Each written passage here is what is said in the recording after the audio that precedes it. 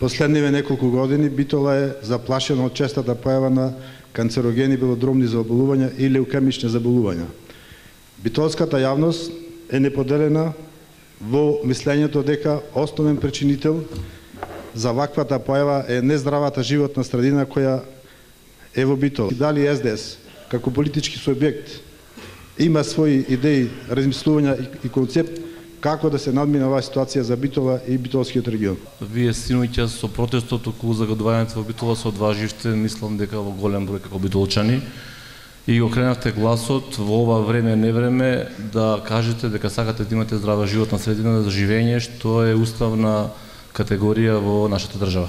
Ние како СДСМ не сакаме да ги решаваме проблемите од кога ќе ескалираат, него сакаме да ги превенираме на време да се решаваат, за да не дојде до ова дележ до каде што сме. Во последно време сведоци сме на чести испади на блоковите на рек Битола. Прашањето ми е како тоа може да се реши.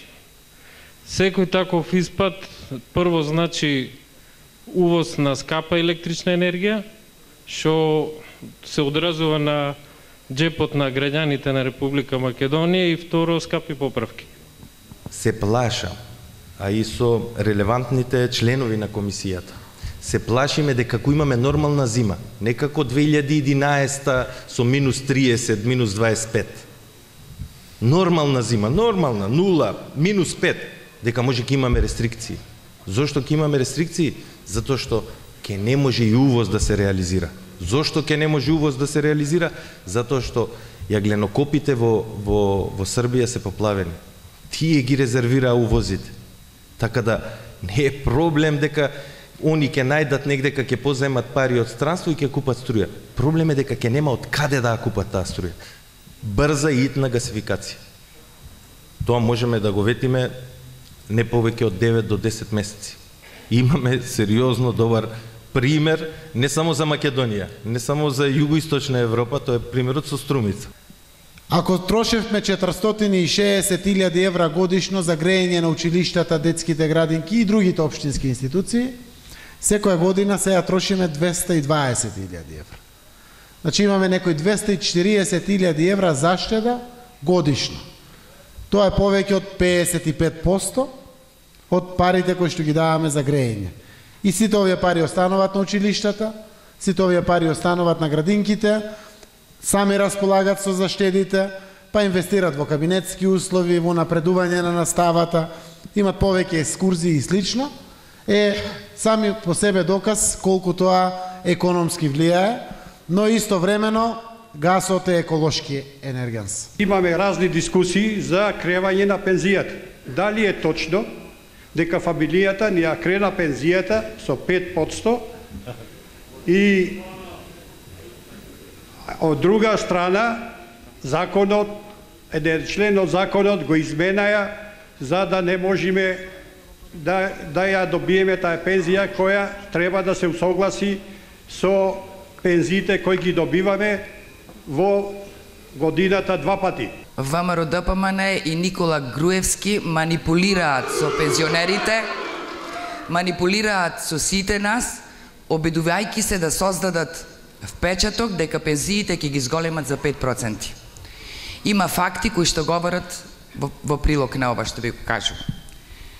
Имено со последните измени на Законот за пензиско и инвалидско осигурување од пред 10 дена, ВМРО ДПМН ги укина одредбите за усогласување на трошоците на живот со висината на пензиите, кои што требаше да ги прави секои 6 месеци. Јас кратко би сакала да кажам неколку работи кои што СДСМ ги предвидува во својата програма и она што ќе го направи во интерес на пензионерите. Ќе се формира една пензионерска кошничка, потрошувачка кошничка, која што ќе ги следи трошоците на живот на пензионерите и ќе ги усогласува на секои 3 месеци, а не како што беше досега до 6, а сега воопшто да не постои никакво усогласување.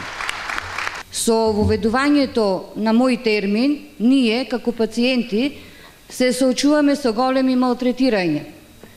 Па ме интересира што мислите, како би функционирало тоа без нервоза и без застој. Значи, мој термин е замислен да во одреден момент пациентот има влез во амбуланта. Не постои систем еден пациент, еден доктор, нигде во светот. Ако некој знае за таков систем, нека каже. Јас не познавам, а добро ги знам за останалите системи во светот. Значи, мој термин се однесува до тоа да пациентот во одреден момент има закажано преглед во амбуланта кај што ќе го прегледа докторот од соодветна специјалност кај што упат.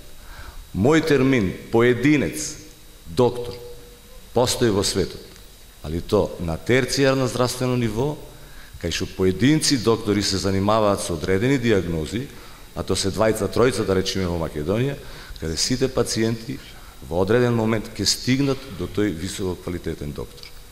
СДСМ во својата програма има да му го олесни влезот на пациентите во здравствениот систем.